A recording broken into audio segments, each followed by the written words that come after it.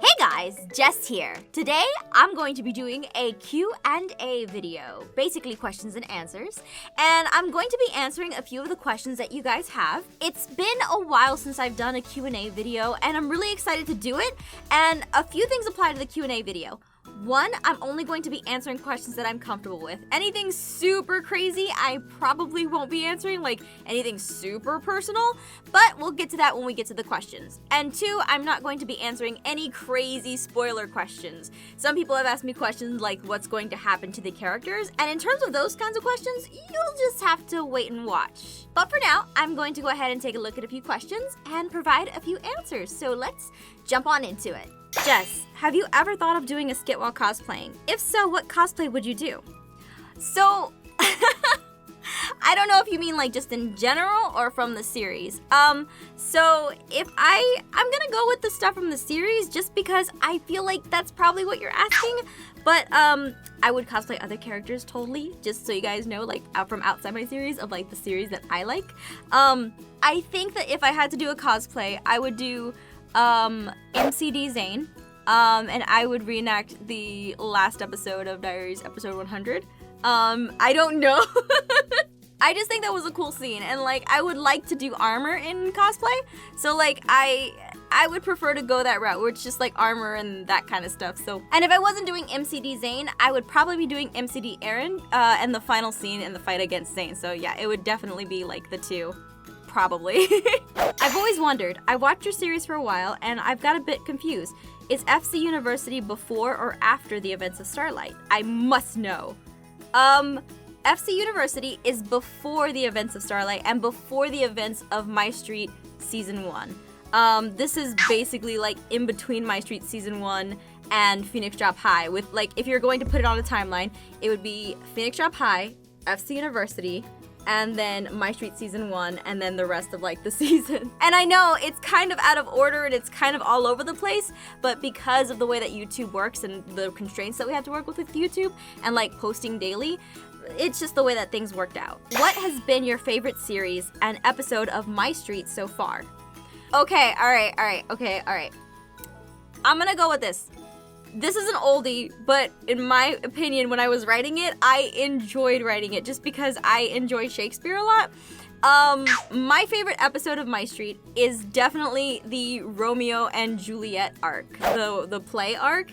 I absolutely enjoyed that arc. I loved it. It was just, I have a thing for theater, and like, just seeing, like, being able to write a play within a play was just really, really fun. And like, as someone who has been in theater before, I can honestly say like all the mishaps, all the drama that goes on behind the scenes is definitely real, and like all this crazy stuff that happens between the actors sometimes does happen. So yeah, just writing that was just, it was just really fun, and it was also like this bigger like kind of production thing at the time, when we weren't doing like huge productions. It was like this huge thing we had to put together with multiple scenes and stuff, and it was just really cool. Also, writing a few jokes and kind of trying to modernize it was really fun. I love you so much. And what's your favorite part about being a YouTuber? Aww, I love you so much too. My favorite part about being a YouTuber is definitely, oh my gosh, I just enjoy making stuff, if that makes sense. Like, I enjoy content creation in itself. It's really fun to kind of just push your limits, push your boundaries, and see what you can produce while not trying to go crazy at the same time. But no, I'm serious. It's really fun to make content. It's fun to see people enjoy that content, and it's fun to basically have you guys with me on this journey. Like, I don't know how to describe it. It's just, it's fun to do all of these things. It's fun to have people who support you, and it's fun to just be yourself, you know? I guess that doesn't really answer the question, but I will refine that later, and I will find out what exactly that means. But my favorite part is you guys and content creation and hoping that you guys like me. So yeah, that's the favorite part. How do you handle all the stress that comes along with your job? Thinking of becoming a YouTuber myself, so I was just curious. So the stress of YouTube, I literally could do a whole vlog on that by itself, because that is a very interesting topic. And basically, the the way that I handle it is that there are some times when you have to remember that when you're online, that you're putting yourself out there for everyone to see. You almost feel like very vulnerable sometimes. And it's not a bad thing, it's just the way that you have to handle it and like the way that the situation is, because sometimes when you put yourself out there, it can be very, depending on the kind of person you are, like if you're introverted or you're extroverted, or you're okay with that information or you're not okay with that information. So the way that I handle it is I basically take a breath. I have to kind of remind myself, like, hey, what people are saying online, they don't, like, you know, they probably don't know what they're saying. They're probably trying to vent their frustrations at you. And just remember to kind of keep going. There are some things that you kind of have to let go. Like if people say bad things about you, you can't always focus on the bad things. You have to focus on the good things that people like about you. But I'm getting off topic. Again, I could do a whole vlog on that. The way that I handle it is sometimes I take like a bubble bath, or sometimes I kind of like write down my frustrations and then I just like delete them all. And then I'm like, okay, at the end of the day, if I write all my frustrations out, or, you know, delete, like write them out, print them out, or like write them, print them, however, rip up the paper, and then just remember that like at the end of the day, I'm having fun doing this, and like it's very important to kind of de-stress or like go out and do something fun and step away from the computer for a bit. So yeah, that's how I handle my stressful situations. Or sometimes I just write scripts, because sometimes letting out those frustrations in a very productive way is so much better than just, you know, daunting on them. That can help you a lot. That's how I take care of my stress. So yeah. The next question is, what made you decide to start your channel? Like, were you inspired, or did you just decide to do it one day? So I've answered this before, but for those of you who are new to my channel and want to know more about this kind of stuff or know more about me, the way that my channel started was basically Jason, my husband, has suggested like, hey, we should do a channel with a group of our friends. And that's how we started off with our channel. Our channel was originally 4 people, myself, Jason, and 2 of our friends. Eventually the 2 had to leave, so it was just myself and Jason, like after the first, I think, couple months of like our growth. And then after we started up, Jason and I just kept doing content together. At some point, like, I realized that I was really good at kind of like writing. Not that I was good at, like, not that I realized it, but like I realized that the stuff that I wrote, I really enjoyed doing and putting it on YouTube. That's how I kind of started with like the role plays and stuff like that. But as far as like what made me decide to start my channel, it was just Jason saying like, hey, we should start a YouTube channel. And I was like, yeah, we should, and we should do it with our friends. And we were like, yeah, let's do that. So that's how we started off. Were you nervous about making videos at first? If so, how did you get over that anxiety? That's a good question. To be honest, I still haven't gotten over that anxiety myself.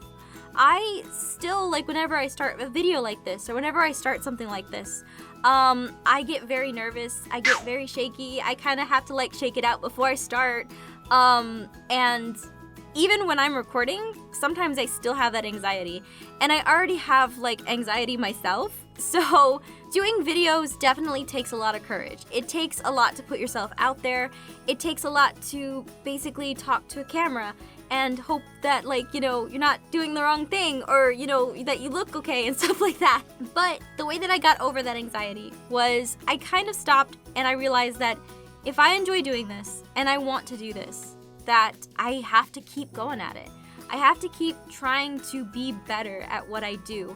And that takes time, and that takes practice. And the only way that you're going to get practice is if you do it. So I put myself out there, still with anxiety, but knowing that I can do better, and that I can keep trying, and that somewhere out there, there's someone that will probably be inspired to do the same. And if you're watching this and you want to do this, but you're also nervous, just remember that you can do it. And I believe that you can do it. What would be your job if you weren't a YouTuber? That is an interesting question. I probably would be, so to give you guys an example of like what I was doing before I became a YouTuber, I had 2 jobs before like I had kids. And then when I had kids, I was a stay-at-home mom. So I would probably be a stay-at-home mom for maybe about like 3 to 4 years. During that time, I would try to pursue probably like child education or something in the medical field. So I would probably be doing something around that, and then I would probably think about streaming on the side, but I'm not entirely sure. It would be one of those two though. That's a good question. How did you feel when you knew that people began to enjoy your content? Love your videos, I don't know how to describe the feeling, but it felt great. I honestly don't care if it's like 1 or 2 people that was enjoying my content at the time. Even if it wasn't roleplays and it was just other things, it was just wonderful to have people who were just like, I want to see more of this. I want to support you, you know? This one hits close to home for me because I'm so grateful for like everything that I've been given. But it meant a lot just to have like my first comment, the first time someone said, I really enjoyed this, I really like this. It just made my heart explode, and to see more people enjoying my content, to see more people liking that, like, sometimes I don't know what I'm doing, but when I can put a smile on somebody's face, that means so much more to me than like, I don't know. So yes, it just made me feel really happy, and I was excited, and I'm still excited to this day. And I'm gonna keep doing what I do because I enjoy making you guys smile. I enjoy smiling with you guys, and I just enjoy doing all of that. So yeah. Alrighty guys, well that was very emotional and like crazy, and so anyway, that's it for this Q&A video. If you guys enjoyed, please let me know down in the description, why do I keep saying description? Just let me know in the comments below if you enjoyed this video, if you liked it, and if so, maybe I'll do another Q&A, like maybe part 2, and we'll go from there. But anyway guys, thank you so much for tuning into this video. I hope you enjoyed it, and thank you for everything. I appreciate it, and I love you guys. Take care. Bye.